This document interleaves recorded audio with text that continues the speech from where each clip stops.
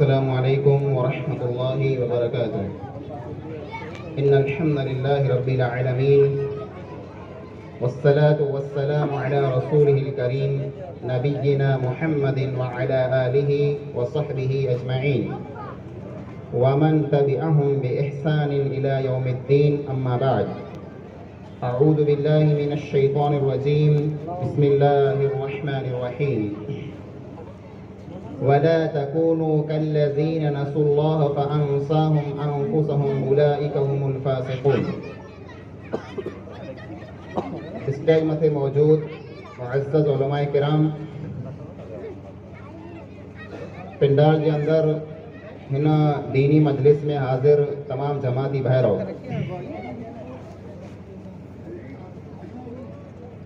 अल्लाह रब्बुल आलमीन जो बेहद बेपनाह फज़्लो एहसान है कि पाण मणे हिकिड़ी अहिड़ी मजलिस में शरीक थिया आहियूं जंहिंजो सवाब बेहदो बेहिसाब है। अज़ीज़ो, अज इन प्रोग्राम के अंदर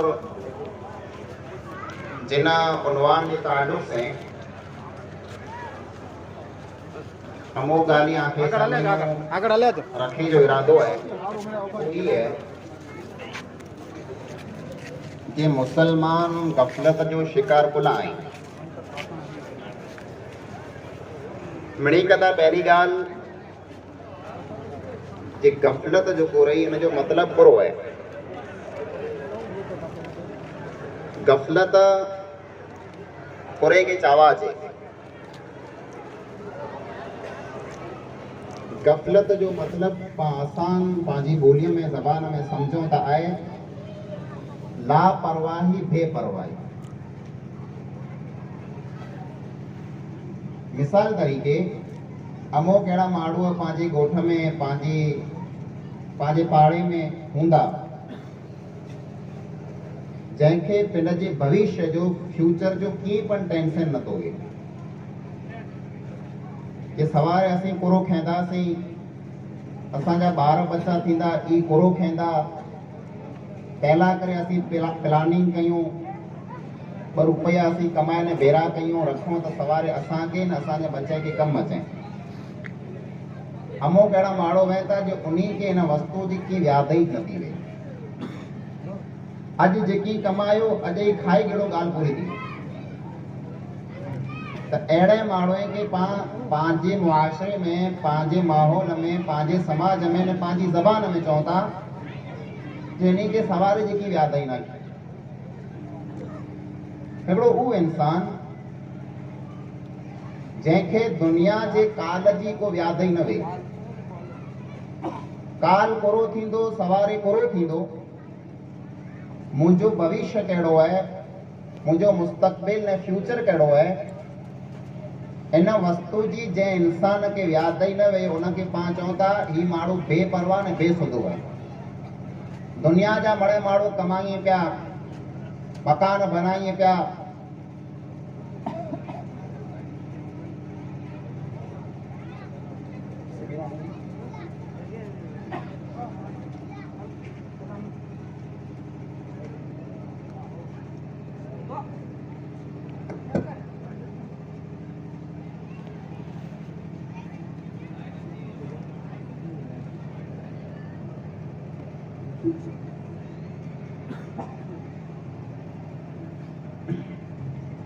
हिकिड़ो अहिड़ो इंसान जंहिंखे दुनिया जे काल जी यादि ई न वे उन इंसान खे पंहिंजे माहौल में पाण बेसुधो अने बेअक़ल चवंदा। ऐं हक़ीक़त है जे इंसान खे जेतिरी ज़िंदगी हिन दुनिया में गुज़ारणी है तंहिं करे इंसान खे प्लानिंग कई खपे, तयारी कई खपे जे सवारे मुंहिंजो पूरो थींदो। पण क़ुरान करीम के जेकॾहिं पढ़ो तो अल्लाह रब्बुल आलमीन सूरह हशर जो 3 जो को रुकू है उनकी पहली आयत में अल्लाह ताला फरमाए तो या अय्युहल्लज़ीना आमनुत्तकुल्लाह वल तंजुर नफ्सुम मा क़द्दमत लिगद। ए ईमान वारा, सुनो ऐं जेको ईमान वारा रहा जेको पिंड के मुसलमान चओ था ऐं सुनो न ॻाल्हि खे कहिड़ी ॻाल्हि है मिणी कथा पहिरीं ॻाल्हि आंजी दिल में ऐं अल्लाह जो द्रप ने ख़ौफ़ पैदा कयो तक़वा वारा थियो अने पोइ ऐं पिंड पिंड निहारियो जे सवार अहिड़ा करे आकुरो कया कयो सवारो अॼु गुरुवार है सवारे शुक्रवार लाइ करे कुरो कया आहियां लुगड़ा प्रेस कया कि ना कया सवार लाइ करे को तैयारी कया कि न कया न ऊ सवारो जेको आजे मौत खां पुठियां अचे उला दुनिया जितरी है दुनिया की जिंदगी जितरी है ये 50 वर्ष 60 वर्ष 80 वर्ष 100 वर्ष हुई ये खाली हिकिड़ो ॾींहुं है इंसान जरा अख पूरे तो मौत इंसान मथे अचे तो तंहिंखां पुठियां जी जिंदगी बरज़ख जी जिंदगी कबर जी जिंदगी अने कबर पुठियां जी जेको जिंदगी है जेको हमेशा जी जिंदगी है वो काल ने सवार जी जिंदगी उन जिंदगी लाइ करे आकुरो कया कॾहिं का चेक कया आहियां जे आख़िरत लाइ करे मूं मुंहिंजे खाते में केतिरो बैलेंस रखियो आहे बैंक में पाण चेक करायूं था न जे पैसा खाते में केतिरा बाक़ी केतिरा वापराया केतिरा आया केतिरा विया बड़ा हिसाब रखूं था ये हिसाब कयो जे सवारी मौत जो मुंह मथे टाइम अची वञे त अगलो जेको बैलेंस मूंखे कमु अचींदो नेकी जो उहो बैलेंस मूं वटि पियल आहे कि न मुंहिंजी नेकी जे खाते में केतिरियूं नेकियूं पियल आहिनि मुझे बैलेंस जीरो है केतरो बैलेंस आए जे आऊं क़यामत जोड़ी कामयाब थी वञा यार वल तंजुर नफ्सुम मा क़द्दमत लेवल आमा हिकड़ो इंसान पिंड पिंड के न्यारे जे सवार ला करे उन इंसान पूरो कई देखो अल्लाह ताला अगली आयत में फरमाए तो वला तकूनु कल्लदीन नसुल्लाह फअंसाहुम अनफुसहुम आई उन्हीं जड़ा न थी जा के जड़ा उन्हीं माण्हू जड़ा जेको ऊ अल्लाह के भुली विया जीअं पाण अल्लाह के भुली विया आहियूं अल्लाह फरमाए तो अहिड़ा ई न थी जा कहिड़ा उन्हीं माण्हू जड़ा जेको अल्लाह के भुली विया हिकिड़ो इंसान जरा अल्लाह के भुले तो अल्लाह खां गाफ़िल बेपरवाह लापरवाह थी तो तंहिंजो नतीजो करो न करे तो तंहिंजो नतीजो ई निकिरे तो जे अल्लाह फरमाए फअंसाहुम अनफुसहुम असीं उन्हीं इंसान के उन्हीं पिंड खां गाफ़िल करे छॾियूं था इन्हीं इंसान के इन वस्तु जी की परवाह न थी हुई जे मूला करे कई वस्तु नफ़े वारी कई नुक़सान वारी दुनिया जी वस्तु मड़ा निहारींदा जे कई वस्तु नफ़े वारी कई नुक़सान वारी पर आख़िरत में कई वस्तु नफ़े वारी कई नुक़सान वारी इन्हीं वस्तुएं जी इन्हीं माण्हू के परवाह कीअं हूंदी खुला की न हूंदी एतिरे लाइ करे की न हूंदी कि असां के भुली विया आहियूं असां इन कहिड़ा हाणे बनाए छॾिया आहियूं नुवल्लीहि मा तवल्ला ही जिॾा वेंदा असीं उन्हनि जी मुआड़ इलाज करे छॾींदासीं मस्जिद के साम्हूं मुआड़ तव्हांजी मुआड़ मस्जिद के साम्हूं थींदी न सफ़ा दुनिया के साम्हूं मुआड़ तव्हांजी मुआड़ सफ़ा दुनिया के साम्हूं थी वेंदी ऐं जहिड़ो सलूक चाहींदा अल्लाह ताला अहिड़ो असां सलूक कंदो निहारियो अरे लिखार पाण वटि लाइट बंदि थी तर पाण कोल कुझु कोन थियो ऊंधा पोइ थी वियो मामूली देर जो अंधेरो लिखार वालारा करे ऊंधा ने अंधेरो जेको थिए थो पाण फौरन सवाल कयूं था जे ऊंधा कोला थी वियो पाण वटि लिखार लाइट न वई पाण केतिरियूं फोनियूं कयूं लाइट कोन आहे ऊंधा को है ठीक है हिते पाण बिल भरियूं था पाण मीटर है पाण लाइट वारे खे फोन करे चई सघूं था जे असांखे लाइट हलाए ॾे ऊंधा आहे पर निहारिया आहियां कॾहिं जे कबर जे अंदरि दाख़िल थींदासीं उहा पैक थी वेंदी बंदि थी वेंदी मण मिटीअ जा मथां वरी वेंदा अंदरि ऊंधा हूंदो उतां कंहिं लाइट वारे खे फोन कीन करे सघंदा जे हिते भई ऊंधा हुआ मूं लाइट हलायो उते लाइट है इन अमले जी उते रोशनी है इन अमले जी जंहिं अमले में पाण हथ कढाए वेठा आहियूं इन वस्तु जी पांखे व्याधि ना जे सवारे क़बर में असांजो हशर पूरो थींदो।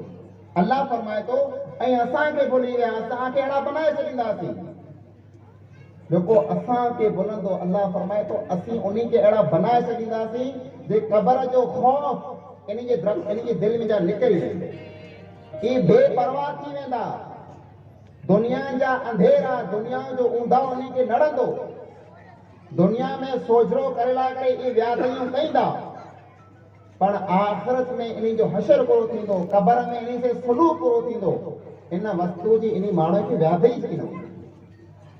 अल्लाह फरमाए इन अहसनतुम लिअंफुसिकुम व इन असअतुम फलहा।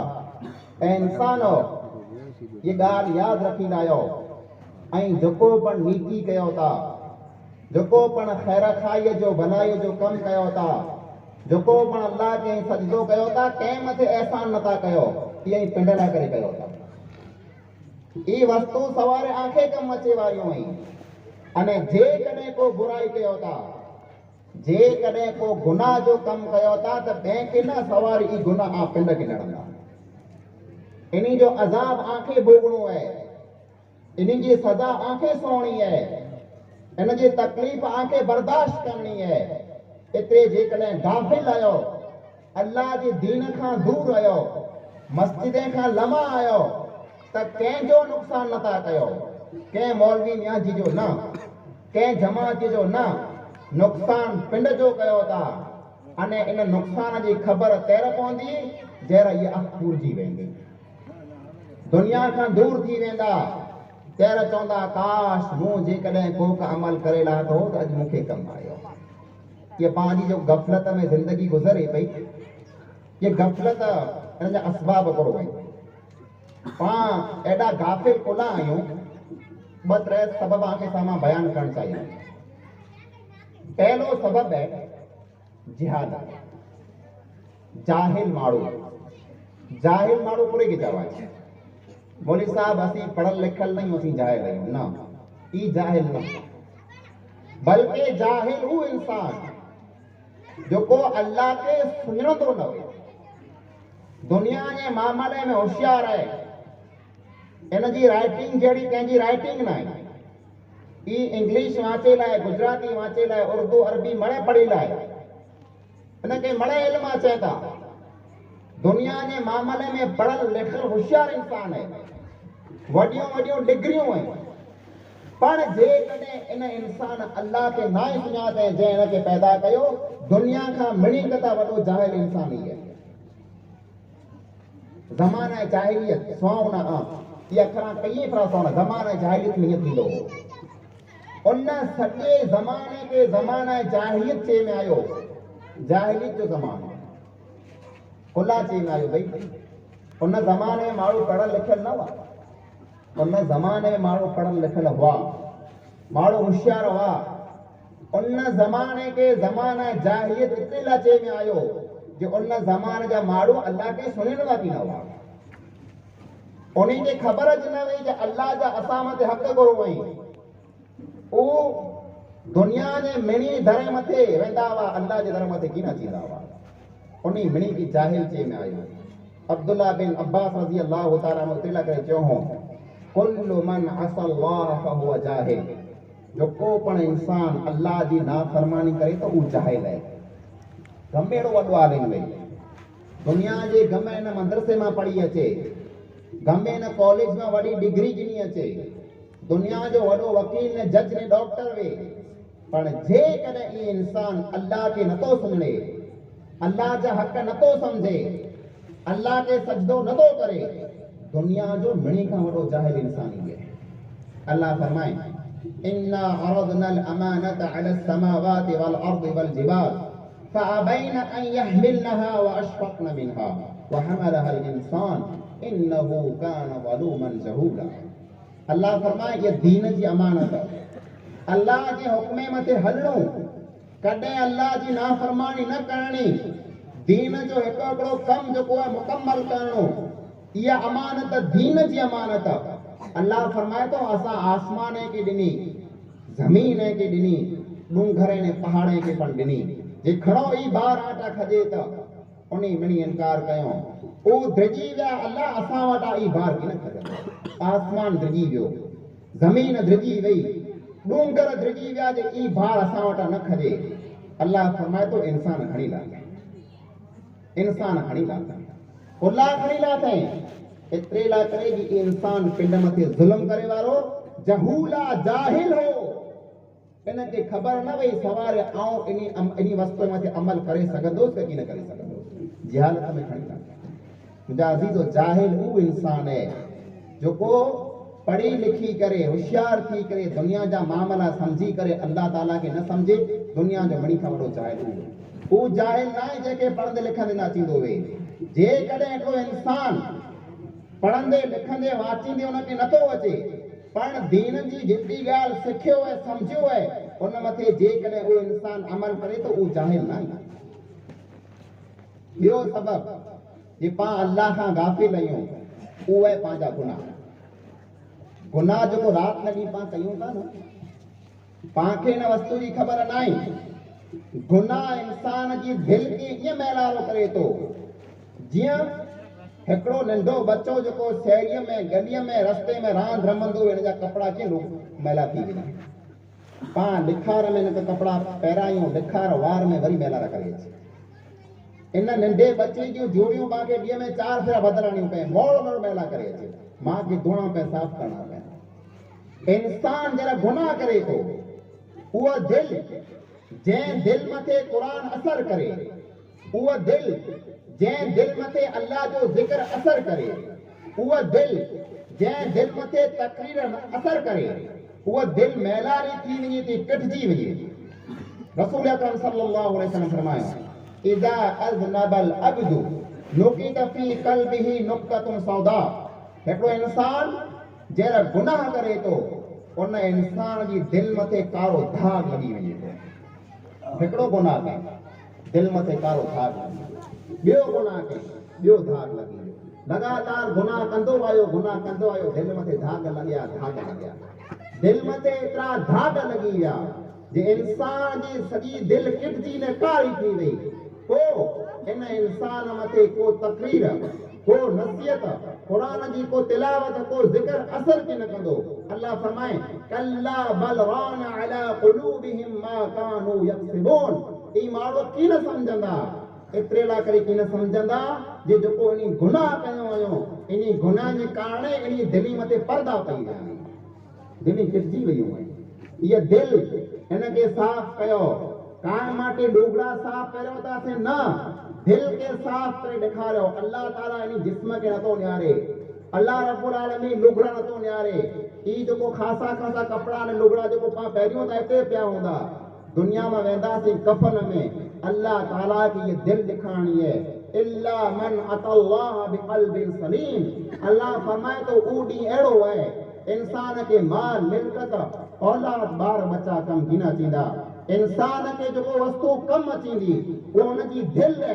दिलि जेकॾहिं साफ़ खणी आयो अल्लाह ताला वटि कामयाब थी वेंदो। उन जेको इंसान दिलि खे किटे आयो गुनाह से, अहिड़ो इंसान उते नाकाम थी वेंदो। पंहिंजी दिलि मथे गुनाह जा किट चढ़ी विया आहिनि।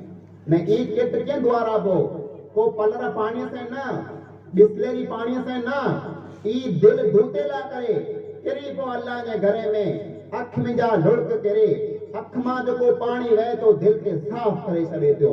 रो अल्लाह के साम्हूं गुनहगार आहियां, खताकार आहियां, हेतिरी ज़िंदगी तोजी नाफ़रमानीअ में गुज़ारी, हेतिरी ज़िंदगी तोखे नाराज़ कयो, अॼु मुंहिंजी अख खुलई है, अॼु मूंखे वीचार आयो है, अॼु मूंखे सुध आवई है, तोखां सिवा मुंहिंजो केरु न आहे। अल्लाह जा झुकी पो, अख मां लुड़क कराए वेझो, दिलि जेको साफ़ थी वेंदो। अल्लाह ऊ गफूर रहीम है। हिकिड़ो इंसान जरा सच्ची तौबा करे तो अल्लाह ताला गुनाह खाली माफ़ नथो करे, अल्लाह फरमाए तो असीं उनजी गुनाह की नीकी में बदिले छॾींदा। तो गुनाह कहे ना, तोखे अफ़सोस थियो, तूं शर्मिंदा थे, तोखे वीचार आयो जे हाणे माफ़ी मंगी आहियां, सच्ची तौबा कहे तो जेतिरा गुनाह कए हूंदे अल्लाह इन घणी गुनाह की नीकियूं बनाए छॾींदा। टियों सबब, पंहिंजी गफ़लत जो टियों सबब वो है खराब दोस्ती। दोस्ती इंसान मथे घणो असर करे थी। रसूल अकरम सल्लल्लाहु अलैहि वसल्लम फरमायो, अल मरउ अला दीन खलीलिही फलयंजुर मन युसालिह। हर को इंसान पिंड जे दोस्त जे दीन मथे तरीक़े मथे वे तो त ऐं न्यारो ऐं कंहिंसे दोस्ती कयो था।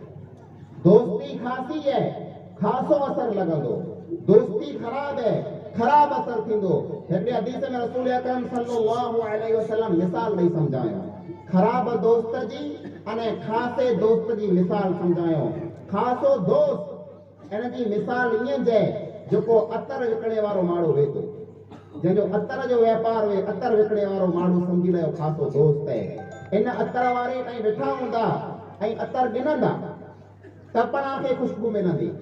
जेकॾहिं न गिनंदा जो दोस्त हूंदो, आके गिफ्ट ॾींदो, आके हदियूं में तोहफ़ो ॾींदो, आके खुशबू मिलंदी। ऐं गिनंदा पण की न, उहो आके गिफ्ट ॾींदो पण की न, पण ख़ाली उन जे आड़ मथे वेठा हूंदा त पाण खे खुशबू मिलंदी। खासो दोस्त अहिड़ो वेठो ऐं वेंदा त आके ख़ासियूं चार ॻाल्हियूं सुणाईंदो, उहो न सुणाईंदो त ऐं चवंदा मूंखे सुणाए, उहो न सुणाए ऐं न चओ, ख़ाली उन जे आड़ मथे वेठा हूंदा, उनखे नियारे नियारे पाण खे खासो असर मिलंदो। दोस्ती खासे माण्हू सां अने जेकॾहिं ख़राब कंहिं इंसान सां दोस्ती कयां त इन जो असर, इन जी मिसाल ईअं जे जेको इंसान जेको भट्ठी फूके थो, जेको लोहार आहे, जेको लोह ठपे थो ऐं उन जे आड़ मथे वेंदा, उन में जाके धूं अचींदो। कॾहिं क पतंग उड़ंदा जा लुगड़ा जा लिया ॿरी वेंदा। ईअं जेको दोस्त, जेको ख़राब दोस्त आहे, उन जे आड़ मथे वेंदा, को न को ख़राब आदत आखे ॾसींदो, ख़राब कमु ॾसींदो। जेकॾहिं न ॾसींदो ऐं उनखे ॾिसंदा त ऐं उन जहिड़ा थी वेंदा। दोस्ती न्यारे कयो जे दोस्ती कीअं से कयो पिया। सवारे क़यामत जो ॾींहुं आखे अफ़सोस न करणो पए जे अल्लाह जेकॾहिं मूं हिन जी दोस्ती क़बूल न कई त खासो बणी वियो। कई अहिड़ा पंहिंजा भाउ आहिनि, उहो नेक बणणु चाहिनि था, उहो ॾाढ़ी रखणु चाहिनि था, उहो नमाज़ पढ़णु चाहिनि था, पर सॼो सर्कल अहिड़ो आहे जंहिंमें कंहिंजी ॾाढ़ी न आहे, सॼो सर्कल अहिड़ो आहे जंहिंमें को नमाज़ी न आहे। पर उन पिंड खे शर्म अचे थी जे सॼे सर्कल मां निकिरंदो त सवारी मूंखे चवंदा मियाँ जी साहिबु अचे पियो, मौलवी साहिबु अचे पियो, मुंहिंजो ख़राबु लॻंदो। इन डप में, इन ख़ौफ़ में, इन शर्म में नमाज़ न पढ़ंदो। दोस्तीअ दीन खां रोके छॾियो। अहिड़ी दोस्तीअ मां हथ कढी लाहियो। दोस्ती कयो अल्लाह जे दीन से, दोस्ती कयो अल्लाह जे घर से, दोस्ती कयो अल्लाह वारे से। दुनिया में पण फ़ाइदे में रहंदा न आख़िरत में पण फ़ाइदे में। टी वस्तु, चौथी वस्तु जेको पंहिंजी गफ़लत जो सबब है, उहा वस्तु है हलाल अने जायज़ वस्तु में पण हद खां वधारे गुज़री वई। अमोक कम पाना करे अल्लाह हलाल कई, पण हलाल कमे में पा एतिरो अॻो वधी वियो कि जंहिंजी को हद न वे। बेहदो बेहिसाब हिकिड़े कम में पा एतिरा लॻी वञो जे पाखे ॿई कंहिं वस्तु जी परवाह न वे। इहा वस्तु पण इंसान खे गाफ़िल करे छॾे। हिकिड़ी हदीस में रसूल अकरम सल्लल्लाहु अलैहि वसल्लम फरमायो, मिन हुस्न इस्लामिल मर्इ तर्कुहु मा ला यानी। बेहतरीन इंसान मुसलमान में जा जंहिंजो इस्लाम खासो है, उहो इंसान है जेको उन वस्ते में हथ कढी लाए जेको बेफ़ाइदा वस्तु है।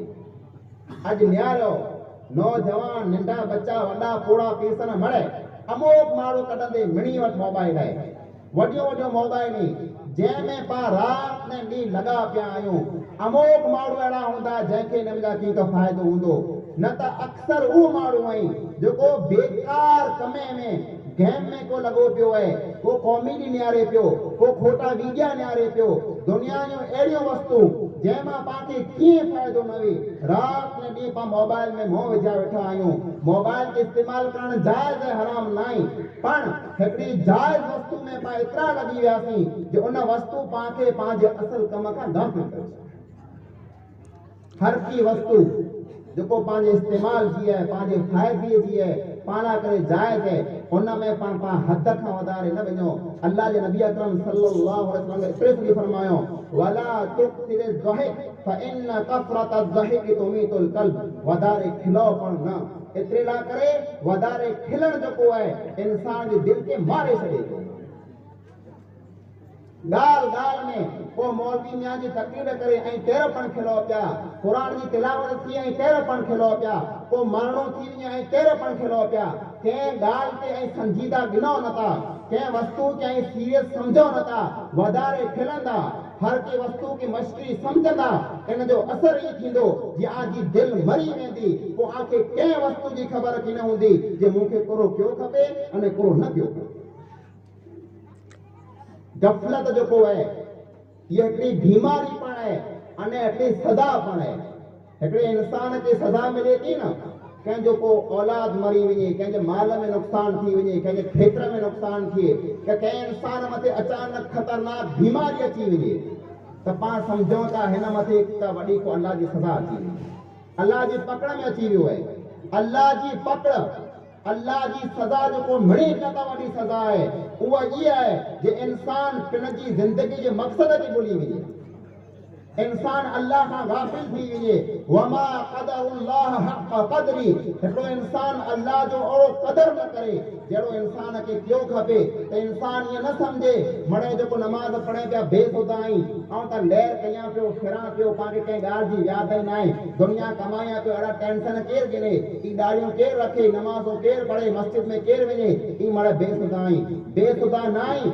अल्लाह जी सज़ा तो मथे नाज़िल थी पई, अल्लाह रब्बुल आलमीन तो मथे नाराज़ है, जेको तूं अल्लाह जे घर खां दूर आहीं, तूं सम्झी रहा तो मथे अल्लाह रब्बुल आलमीन जी वॾी को सज़ा अची वई। ये बीमारी या गफ़लत आहे, इन जूं अमुक अलामतूं आहिनि। कीअं पाण सम्झंदासीं हीउ इंसान गाफ़िल आहे? पहिरीं अलामत इहा आहे, जेको इंसान जहिड़ा गाफ़िल थिए थो, गफ़लत में हलियो वञे थो, तहिड़ा उहो इंसान गुनाह खे मामूली सम्झे, वॾा वॾा गुनाह कंदो, ख़तरनाक गुनाह कंदो, पर उन इंसान खे उहो गुनाह वॾो थी लॻंदो थी न। अब्दुल्लाह बिन मसऊद रज़ियल्लाहु तआला अन्हु बयान कई था, इन्नल मुमिना यरा ज़ुनूबहु कअन्नहु क़ाइदुन तहत जबल यख़ाफ़ु अन यक़अ अलैहि। हिकिड़ो ईमान वारो माण्हू, मुसलमान जेको हक़ीक़त में मुसलमान आहे, उहो जहिड़ा को गुनाह करे थो, पहिरियों हुनखे एतिरो डपु थिए थो, एतिरो ख़ौफ़ थिए थो जे उहो कंहिं डूंगर हेठि वेठो आहे न डूंगर मथां किरी पए, कंहिं डूंगर हेठि वेठल माण्हू हुए अने हुनखे ख़बर हुई डूंगर मथां किरे वारो आहे, कॾहिं हुन हेठि न वेंदो, डूंगर ठहियो पाण ख़बर मंडप मथां किरे वारो मड़े भॼी वेंदा हुते बोलो। हिकिड़ो डूंगर मथां किरे वारो आहे, हिकिड़े इंसान खे, ईमान वारे माण्हू खे हिकिड़ो गुनाह डूंगर थी लॻे थो, अने मुनाफ़िक़ माण्हू पंहिंजे गुनाह खे पूरो सम्झे थो, कअन्नहु ज़ुबाबुन मर्र अला अनफी फ़क़ाल हाकज़ा, उहो ईअं सम्झे थो जे उॾंदड़ को मखा वई नक मथे वेठी अने हीअं करे उॾाए छॾियईं। पंहिंजी हालत इहा आहे, वॾा वॾा गुनाह, अज़ीम कबीरा गुनाह पाण कयूं था, राति में ॾींहुं सुबुह सांझी कयूं था, अने पाण उन गुनाह खे हिकिड़ी मख सम्झूं था, कीअं नथा सम्झूं। ही गुनाह जेको आहे, जेको इंसान गुनाह खे मामूली सम्झंदो हुए, सम्झी लायो उहो इंसान गफ़लत में पियो। ॿई अलामत इहा आहे कि नेकी जे कमे में इंसान सुस्ती करे, हज़ारों बहाना हूंदा, नमाज बा पढ़, इंशाअल्लाह मौलवी साहब इंशाअल्लाह शुक्रवार तव्हांखे चालू करणी आहे, अहिड़ा शुक्रवार कई आया न वेंदा, रमज़ान पुठियां नमाज नहीं छॾियां, रमज़ान वियो नमाज वई, कई रमज़ान आया गुज़री विया, नमाज पढ़े हाल मुंहिंजा लुगड़ा पली तई आहिनि। नेकी करेला करे, नेकीअ खां बचेला करे इंसान हज़ारों बहाना बनाईंदो, हज़ारों उज़र तलाश कंदो। सम्झी लायो जंहिं इंसान नेकीअ में सुस्ती ने लापरवाही कई, उहो इंसान जेको गफ़लत में पियो। इहा गफ़लत जेकॾहिं पाण खे लॻी वञे त इनखे दूर कीअं करणो, कंहिंजो रस्तो करो आहे, इलाज करो आहे। घणी कथा वॾो इलाज ई आहे जे इंसान सम्झी लाए दुनिया हमेशा जी ज़िंदगी न आहे, कई हिते आया दुनिया में हलिया विया, कुल्लु मन अला तुराब तुराबुन, जेको मिटीअ मथे आहे मिटी थिए वारो। अॼु जंहिं ज़मीन मथे आहियूं सवारे ज़मीन हेठि हूंदासीं, ये ज़मीन पाण खे खाई वेंदी, ख़तमु करे छॾी। कोई इंसान हमेशा रहण न आयो, ज़िंदगी आहे 50-60-100 वरनि जी ख़तमु थी वेंदी, को दुनिया छॾे हलिया वेंदासीं। इंसान सम्झी लाइ मुंहिंजो सफ़र आहे, अॼु सवारे ख़तमु थी वेंदो, ई इंसान कॾहिं गाफ़िल थी न बने। ॿियो इलाज उहो ई आहे इंसान क़ब्रिस्तान में आटो करे वञे ज़ियारत करे क़ब्रिस्तान खे निहारे जे कई अहिड़ा नौजवान कई फुटरा ख़ूबसूरत उन ज़मीने में दफ़न थिया पिया आहिनि मुक़ाम पंहिंजा भरिया पिया आहिनि जेतिरा पाण ॻोठ में माण्हू आहियूं इन खां वधारे पंहिंजा क़ब्रिस्तान में दफ़न थिया पिया आहिनि क़ब्रिस्तान में आटो कयो निहारियो काल मुंहिंजा दोस्त काल मुंहिंजा माइट मूं बेरा हुआ अॼु दुनिया में जा वेंदा रहिया अॼु आऊं अञा सवारे आऊं पिण हलियो वेंदुसि इन क़ब्रिस्तान मथे वञी करे गौर कयो सोचियो दिलि मथां गुनाह जा पर्दा लही वेंदा गफ़लत दूर थी वेंदी टियों इलाज जे वधारे मां वधारे अल्लाह जो ज़िक्र कयो क़ुरान जी तिलावत कयो क़ुरान पढ़ंदे न थींदो वे क़ुरान के सुनो क़ुरान की तिलावत सुनो अने क़ुरान जो तर्जुमो सुनो जे अल्लाह ताला असांखे चए थो इदा तुलियत अलैहिम आयातुहु ज़ादतहुम ईमाना अल्लाह फरमाए ईमान वारा माण्हू उहे जंहिं पाण क़ुरान जी तिलावत थिए क़ुरान जी तिलावत के सुणे था अल्लाह फरमाए ईमान वधी वियो ईमान पंहिंजो ख़त्म थी वियो आहे ईमान पंहिंजो घटी वियो आहे इन ईमान खे वधाइण लाइ करे पाण खे क़ुरान जी तिलावत कई खपे क़ुरान खे सो खपे मोबाइल में गाना वेझा वेठा आहियो मोबाइल में फिल्मूं पयूं आहिनि कढो डिलीट कयो ख़त्म कयो गेम खे कढी विझो गाने खे कढी विझो कलाम काफ़ी खे कढी विझो क़ुरान जी तिलावत लॻायो सुबुह सांझी क़ुरान सुनो क़ुरान जो तर्जुमो सुनो तव्हांखे ख़बर पवंदी जे अल्लाह ताला असांखे कुरो चए थो क़ुरान सुणंदा त गफ़लत आमद दूर थी मुंहिंजा भाइर अहिड़ो न बनो जे पाण सवारे अल्लाह ताला वटि हाज़िर थियूं न पंहिंजे पलड़े में पंहिंजी झोलीअ में पंहिंजे हिसाब किताब में लीकी न वे खाली गुनाह खणी वञो अल्हाकुमुत तकासुर दुनिया खे गफ़लत में विझी छॾे ऐं गफ़लत में पिया आहियो इक़्तरब लिन्नास हिसाबुहुम वहुम फी गफ़लतिन मुरिदून जे माण्हू जो हिसाब किताब ओॾो अची वियो आहे पण माण्हू अञा पण गफ़लत में पिया आहिनि हिसाब किताब ओॾो आहे मरी वेंदासीं ख़बर की न पवंदी क़ब्रिस्तान मथे पुॼी वेंदासीं हिसाब ॾियणो पवंदो तंहिंखां मांदे तयारु थींदा आहियो अल्लाह जे घर खे आबाद कयो खाली दुनिया पुठियां न कीअं त दीन पुठियां महिनत कयो अल्लाह रब्बुल आलमीन खां दुआ आहे जेकी पाण सोए अल्लाह ताला पाण मिणी के अमल जी रफ़ीक अता फरमाए आमीन अस्सलामु अलैकुम व रहमतुल्लाहि व बरकातहू जज़ाकल्लाह खैर व अहसन जज़ा ये थे फजीलत शेख मौलाना मोहम्मद हनीफ सलफ़ी हफ़िज़हुल्लाह जो आप हज़रात के सामने मुसलमान गफलत का शिकार क्यों इस मौजू पर बेहतरीन खिताब फरमा रहे थे। मैं बिला ताख़ीर हमारे दूसरे मुकर्रिर फजीलत शेख मौलाना अबू बकर रहमानी साहब हफ़िज़हुल्लाह को मैं दावत दूंगा कि शेख आएँ और खिताब फरमाएँ।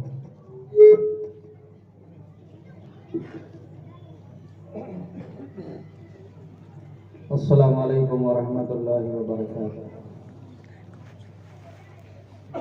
अल्हम्दुलिल्लाहिल्लज़ी हदाना लिहाज़ा व मा कुन्ना लिनहतदिय लौला अन हदानल्लाह। अऊज़ु बिल्लाहि मिनश शैतानिर रजीम बिस्मिल्लाहिर रहमानिर रहीम। या लैतनी क़द्दमतु लिहयाती। वक़ाल अन्नबिय्यु सल्लल्लाहु अलैहि वसल्लम लौ तअलमून मा अअलमु लज़हिकतुम क़लीला व लबकैतुम कसीरा। कोई बन गया रौनक पखियां दी, कोई छोड़ के शीश महल चलिया। कोई बन गया रौनक पखियां दी, कोई छोड़ के शीश महल चलिया। कोई पलिया नाज ते नखरां विच, कोई गरम रेत पे थल चलिया। कोई भुल गया मकसद आवण दा, कोई मकसद हल करके चलिया। गुलाम फरीदा ऐथे सब मुसाफिर ने, कोई अज चलिया ते कोई कल चलिया। कोई अज चलिया ते कोई कल चलिया। स्टेज मथे जलवा फरोज उलमाए कराम, मजलिस में हाजिर वडीलों, बुजुर्गों, नौजवान दोस्तों, पर्दा नशीन इस्लामी माओ बहनों, मोहतरम हजरात, मौलाना हनीफ साहब सलफ़ी हफ़ीज़ुल्लाह जी ज़बान के ज़रिए से पां मौजू सो जे पां गफ़लत जा शिकार करे लाइ इन मौजू के इंशाअल्लाह हूँ आगे वधाईंदुसि। आंजो वधारे वक्त ऐं टाइम न गिनंदे कोरेला पंहिंजे विच में हिकिड़ो हादसो मैयत थी हुई है। पंहिंजो प्रोग्राम पुठियां जनाज़ो पढ़णु जमात खे पढ़णो है, तंहिं लाइ करे मूंखे हुकुम ॾिने में आयो है कि शॉर्टकट में आई तकरीर करिजा। मोहतरम हज़रात, दुनिया जेको रही दारुल इम्तिहान है, दुनिया एग्जामिशन हाल है, परीक्षा की जगह है। दुनिया के अंदर अल्लाह रब्बुल आलमीन पाके एतिरे लाइ करे हलाइन जिन दुनिया में रही करे आख़िरत की तैयारी कई, आख़िरत लाइ करे मेहनत, आख़िरत लाइ करे नेकियूं बेगियूं कयूं जेको हुते पाके कम अचे। अने पंहिंजो हमेशा जो घर आख़िरत वारो घर आहे, जंहिं घर में जानो ला यबगून अन्हा हिवला, जंहिं घर में जानो पाके ॿार कॾहिं कॾहिं में किन अचे। ये दुनिया पाके हिकिड़ो ॾींहुं छॾणी है, दुनिया में पा मुसाफ़िर आहियूं। ये दुनिया धर्मशाला हिते सौ को मुसाफ़िर, ये दुनिया धर्मशाला हिते सौ को मुसाफ़िर, कायम जगत में कंहिंजा उतारा न था। पर दुनिया में हिकिड़ा अजनबी आहियूं, हिकिड़ा मुसाफ़िर थी करे आया आहियूं। हिकिड़ो न हिकिड़ो ॾींहुं बाक़ी दुनिया छॾणी है। एतिरे लाइ करे हिन दुनिया के पा असल घर न समझो, बल्कि अल्लाहुम्मा ला ऐश इल्ला ऐशुल आखिरा, हकीकत में ऐश ऐं आराम वारो घर ऐं ऐश ऐं आराम वारी ज़िंदगी आख़िरत वारी ज़िंदगी है, जेको हमेशा जी ज़िंदगी है, जेको ज़िंदगी कॾहिं फना ऐं ख़त्म नहीं थी। दुनिया जी ज़िंदगी कुल्लु मन अलैहा फ़ान, कुल्लु शैइन हालिकुन इल्ला वजह, कुल्लु नफ्सिन ज़ाइक़तुल मौत। हिन दुनिया के अंदर जेको पण आयो है, ये दुनिया छॾे लाइ करे आयो है, पर वो आखिरत हमेशा जो घर है, जंहिं घर के पां भुली ने वेठा आहियूं, जंहिं दुनिया में पां एतिरा मगन एतिरा बिज़ी थी चुका आहियूं, जे आखिरत जो एहसास, आखिरत जो ध्रा, आखिरत जी फिक्र अॼु पंहिंजी दिलि में जानो ख़त्म थी चुकी है। हज़रत अब्दुल्ला बिन उमर रज़ी अल्लाह ताला अन्हु फरमाइए त कुन्तु मअन नबी सल्लल्लाहु अलैहि वसल्लम फजआ रजुलन मिनल अंसार फसल्लम अला नबी सल्लल्लाहु अलैहि वसल्लम सुम्मा क़ाल अय्युल मुमिनीन अफज़ल फक़ाल अहसनुहुम खुलुक़ा सुम्मा क़ाल अय्युल मुमिनीन अक़यस क़ाल अक्सरुहुम लिल मौत ज़िक्रा व अहसनुहुम लिमा बअदहु इस्तिदादन उलाइका लकियास।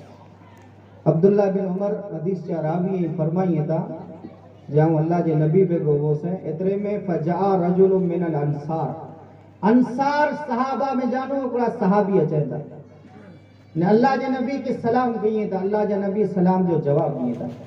वो बस सवाल पूछे था। पहलो सवाल अय्युल मोमिनीन अफजल, मुसलमाने में जानो खासो के रहे। अल्लाह के नबी फरमाया अहसनुहुम खुलुक़ा, जंहिंजा अखलाक, जंहिंजो कैरेक्टर, जंहिंजो किरदार ख़ास होवे, इंसान मिणी करता खासो इंसान है। वो ॿियो सवाल कइए था सुम्मा अय्युल मोमिनीन अक़यस, मोमिने में जानो अक़लमंद केर है, होशियार अने दाना केर है। अज पा अक़लमंद के समझदा आहियूं, चिटिंगू जेको कईंदो वे, माण्हू खे धोखा ॾींदो वे, धोखा ॾेई ने चिटिंगू करे ने दुनिया जेको भेगी करे गिड़े, पांचो तई माण्हू होशियार है, अक़लमंद है। नबी जी ज़बान में जानू सुनो जे अल्लाह जे नबी कंहिंखे अक़लमंद चयो। अल्लाह जे नबी फरमाइए था जे अक़लमंद ऐं होशियार इंसान हुआ अक्सरुहुम लिल मौत ज़िक्रा, जो कोई न दुनिया में रही करे वधारे मौत के याद रखे, मौत के पिण सामे याद रखे, हमेशा मौत जी फिक्र ने मौत की तैयारी। व अहसनुहुम लिमा बअदहु इस्तिदादा, खाली मौत की याद न रखे बल्कि मौत पुठिया जो को अचे वाली जिंदगी है, डे ऑफ जजमेंट, हिसाब ऐं किताब वाली जिंदगी जो है, हिसाब ऐं किताब वारो जो को डी है, बदले वारो जो को आखिरत वारो डी है, उन डी ला करे नेकियूं तैयार करे उन नीला करे अमल करेगे ने उलाइक लकियास ई इंसान अकलमंद ने होशियार इन करता ब्या मणे बेवकूफ नबी जी ज़बान में जानो ये जंहिंजे दिल में आखिरत जी फिक्र है जंहिंजे दिल में अल्लाह जो डर है जो को आखिरत जी तैयारी करे तो इंसान अकलमंद है होशियार इंसान है अल्लाह रब्बुल आलमीन पाके बेहतरीन मौको ॾिने जिन दुनिया में रही करे आखिरत जी तैयारी करे उते मौको नहीं मिले उते इंसान आरज़ू अने तमन्ना कईंदो पछताव थींदो या लैतनी क़द्दम तो ले हयाती क़यामत वारे ॾींहुं इंसान अफ़सोस कईंदो इंसान के फिक्र थींदी जी काश दुनिया जी जिंदगी में जो अल्लाह मूंखे हिकिड़ी जिंदगी ॾिने में हिकिड़ी उम्र ॾिने में इन जिंदगी में मूं आख़िरत जी तैयारी करे मिली हुई त ख़ासि उते भई यार चांस अने मौक़ो नहीं मिले दुनिया में हिकिड़ो खिलाड़ी अॼु हारे तो सवार जीते थो हिकिड़ो नेतो आहे अॼु हारे तो ने सवारे जीते तो दुनिया जी हार अने जीत चालू पई है कॾहिं हारे तो इंसान ने कॾहिं जीते तो कि दुनिया जी हार अने जीत है पर क़यामत वारे ॾींहुं जेको हिकिड़े फेरा हारी वियो उहो हमेशह लाइ करे हारी वेंदो ऐं जेको हिकिड़े फेरा जीती वियो हमेशह लाइ करे जीती वेंदो उते भैयारा खे चांस नहीं मिले दुनिया में वरी इंसान के किस्मत आज़माए जो चांस अने मौक़ो मिली वेंदो पर क़यामत वारे ॾींहुं भैयारा खे चांस नहीं मिले उते इंसान चवंदो क़ाल रब्बिरजिऊनी लअल्ली आमलु सालिहात ऐ अल्लाह मूंखे पाछो दुनिया जे अंदर भैयार हलाए त ख़ासा अमल करेगे ना अल्लाह के चवंदो अल्लाह मूंखे भैयार दुनिया जे अंदर पाछो हलाए त ख़ासा अमल करेगे ना तो उते ॿियो मौक़ो अने चांस पाके नहीं मिले एतिरे लाइ करे मुंहिंजा अज़ीज़ दोस्तों अने नौजवान साथियों अने माण्हू अने भेण पाके घुर्जे इन दुनिया में रही करे आख़िरत जी तैयारी कयूं दुनिया में आयूं अॼु सवारे नहीं हो दुनिया आए अॼु सवारे नहीं वे दुनिया हिकिड़ो ॾींहुं ख़त्म थी वेंदी अल्लाहुम्मा ला ऐश इल्ला ऐशुल आखिरा हक़ीक़त में ऐश ऐं आराम वारी ज़िंदगी आख़िरत वारी ज़िंदगी है अल्लाह रब्बुल आलमीन वटि दुआ है जेकी चो जेकी सो अल्लाह पाके सुणे करता चे करता वधारे अमल करे जी तौफ़ीक़ अता फरमाए आमीन अस्सलामु अलैकुम व रहमतुल्लाह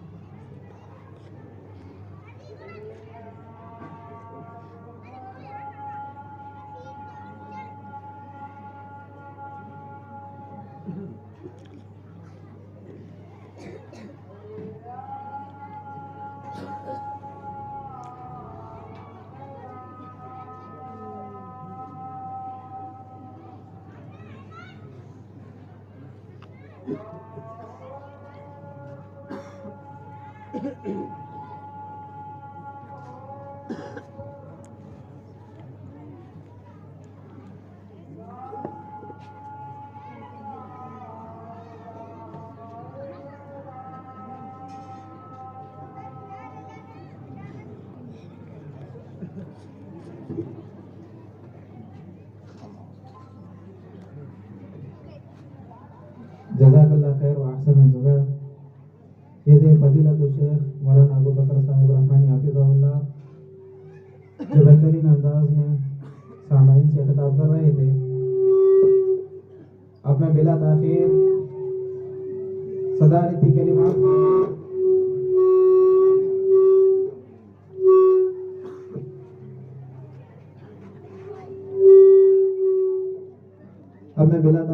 सदारती कलिमात के लिए ज़िले जमीयत अहले हदीस, अमीर ज़िले जमीयत अहले हदीस कच्छ के फजीलतुल शेख मौलाना मोहम्मद यूनुस जामी हफिज़ल्लाह को दावत दूंगा कि शेखाएँ और मुख्तसर वक्त में सदारती कलिमात पेश करें।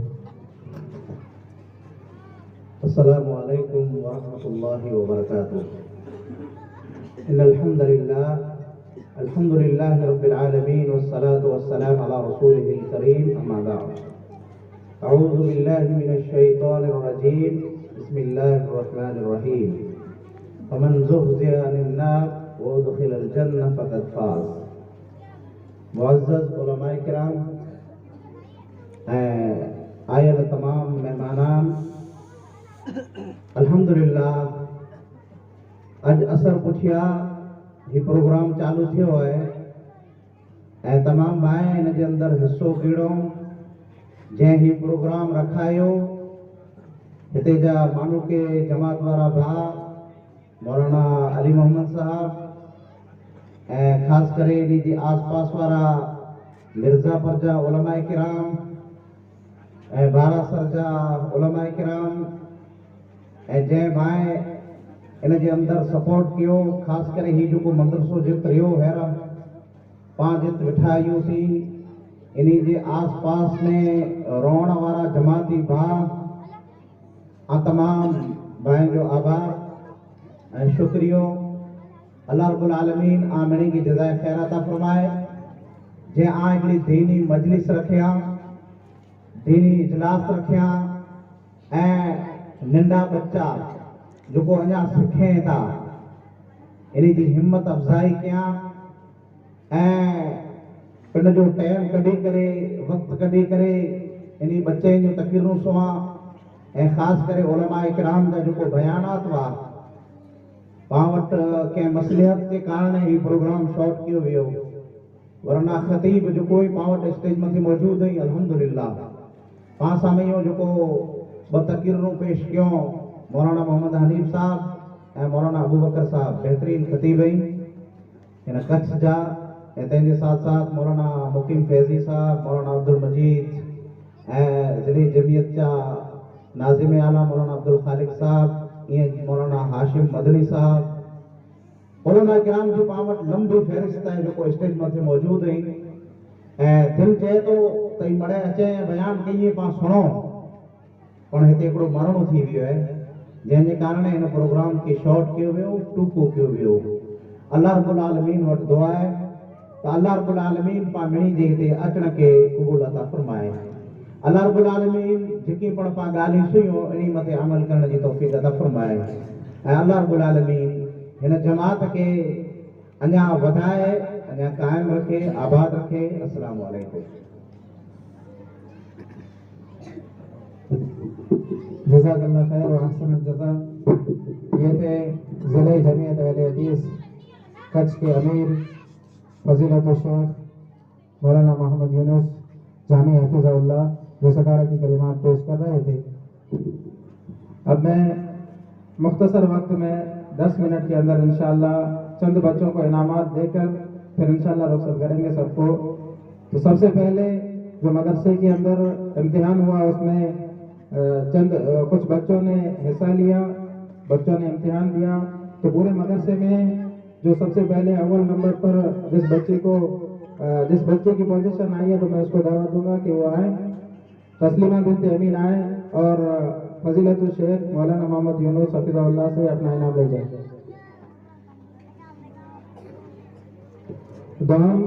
दूसरे नंबर पर रेहान बिन इस्माइल आए और फजीलतुल शेख मौलाना अब्दुल खालिक मोहम्मद हफिज़हुल्लाह से अपना इनाम ले जाए। तीसरे नंबर पर इरफान बिन नाता आए और फजीलतुल शेख मौलाना अबू बकर रहमानी हफिज़हुल्लाह से अपना इनाम ले जाए। अब इनके बाद तकारीर में जो जिन बच्चों के नंबरात आए हैं मैं इंशाअल्लाह पहले मैं तकरीर वालों के जिन बच्चों का नंबरात आए हैं जिन्होंने पोजीशन हासिल की है मैं उनका नाम लेना चाहूँगा। तस्लीमा बिन्त अमीन अव्वल वो आए और फजीलतुल शेख मौलाना मोहम्मद हनीफ सलफी हफिज़हुल्लाह से अपना इनाम ले जाए। और दूसरे अव्वल नंबर पर हैं अम्मार बिन अनवर आए और मौलाना फजीलत शेख हाशिम मदनी हफीजुल्लाह से अपना इनाम ले जाए।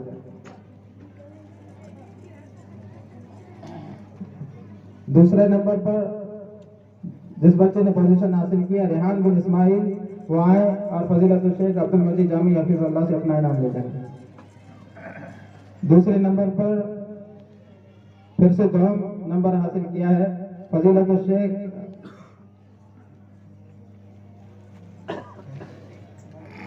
फजीलत शेख मुकीम फैजी आए और अब्दुल मजीद बिन इकबाल को अपना इनाम दें।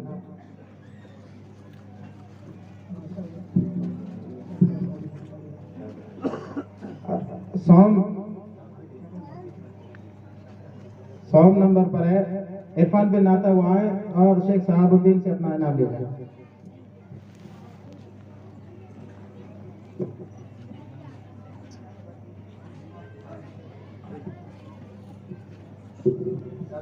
साबिरा बिन साले आए और अपना इनाम ले जाए। फजीलत शेख शोएब मुफ्ती हाफिज़हुल्लाह साहब।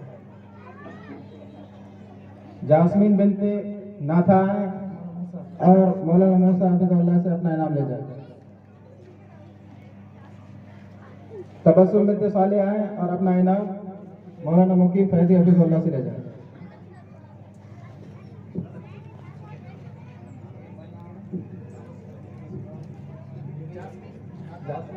जास्मीन नाथा, तबस्सुम जास्मीन नाथा। ये बच्चियां मदरसा में सलमा के अंदर तालीम हासिल कर रही है। अब जो भी बच्चे जिनको इनाम नहीं मिला है उनको इंशाल्लाह कल सुबह इंशाल्लाह वहाँ मदरसे के अंदर इनाम मिल जाएगा। तो सब लोग कल सुबह आ जाना, इंशाल्लाह इन सबको इनाम मिल जाएगा।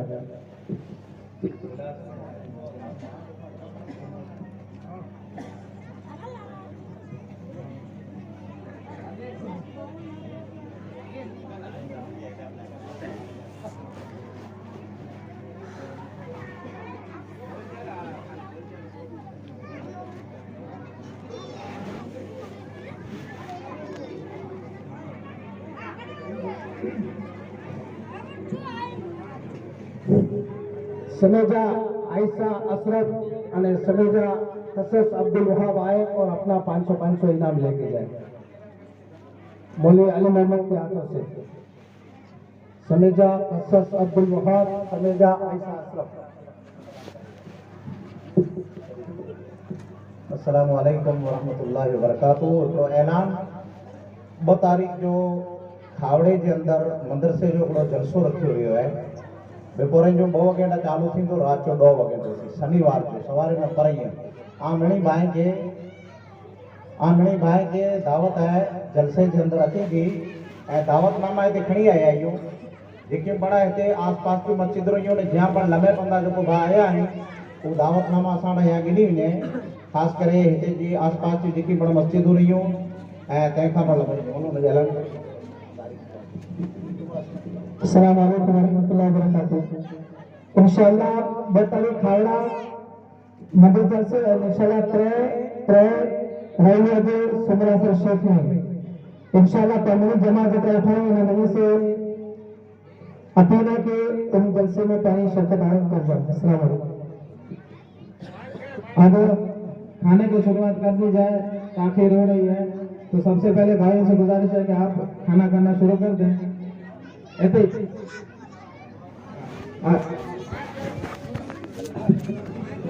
अस्सलाम वालेकुम। मेरी मेहमान है कि 500 करीब है